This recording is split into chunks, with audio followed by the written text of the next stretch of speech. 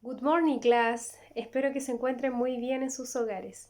El día de hoy en la clase de lengua y literatura vamos a seguir abordando los elementos presentes en una narración. ¿Qué quiero decir con estos elementos que están presentes en las narraciones, cierto? En los cuentos, en los mitos, en las leyendas, en las novelas. Em, en primer lugar, tenemos como eje principal, cierto, el narrador.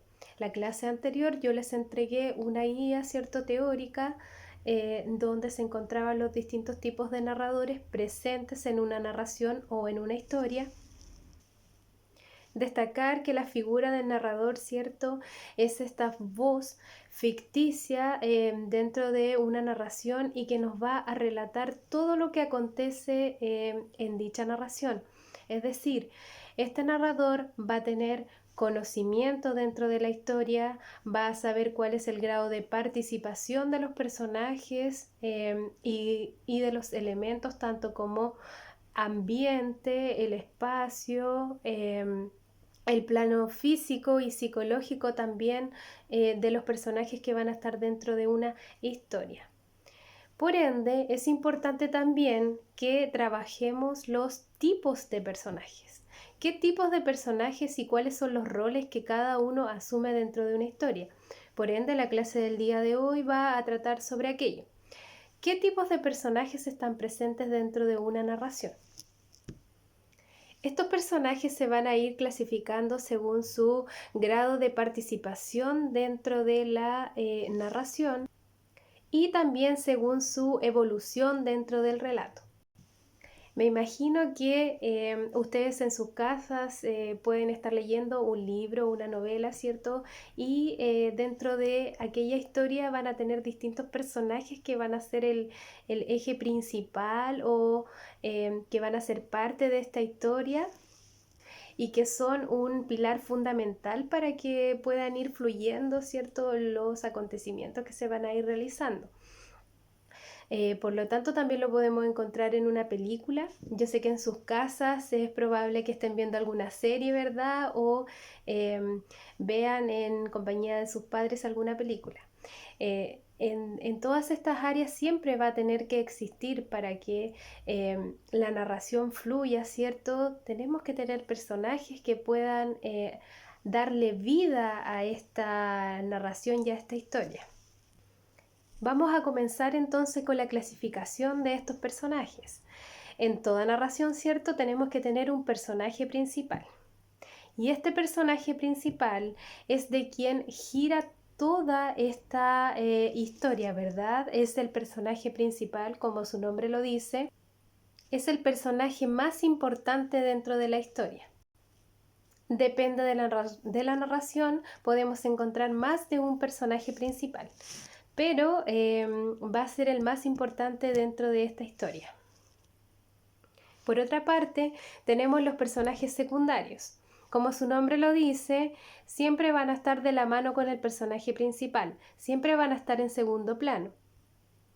Su participación dentro de la historia puede ser a momentos, ¿cierto? Momentánea, por un par de episodios que se va a repetir este personaje secundario. Por lo mismo, pueden haber varios personajes secundarios que se van a ir presentando de manera esporádica dentro de una narración. Por otra parte, encontramos los personajes incidentales o episódicos. Como su nombre lo dice, van a ser mencionados o van a aparecer en ciertas ocasiones o episodios específicos, pero no necesariamente se van a volver a repetir como en el caso de los personajes secundarios. Es decir, estos personajes pueden, como ya lo había dicho, aparecer en un momento específico de la historia para dar a conocer, dar alguna información, pero de algo muy específico. Entonces, este personaje incidental o episódico no se va a repetir nuevamente en otra ocasión, sino que en solo ese momento determinado. Entonces, tenemos que tener claro que dentro de la clasificación de nuestros personajes tenemos en primer lugar el personaje principal, en segundo, como su nombre lo dice, personajes secundarios y en tercer lugar aquellos personajes episódicos o incidentales, ¿cierto?, dentro de la narración. También tenemos que tener en cuenta que el tipo de personaje va a variar según la evolución que vaya desarrollando dentro del relato. Por lo tanto, también va a tener una nueva clasificación.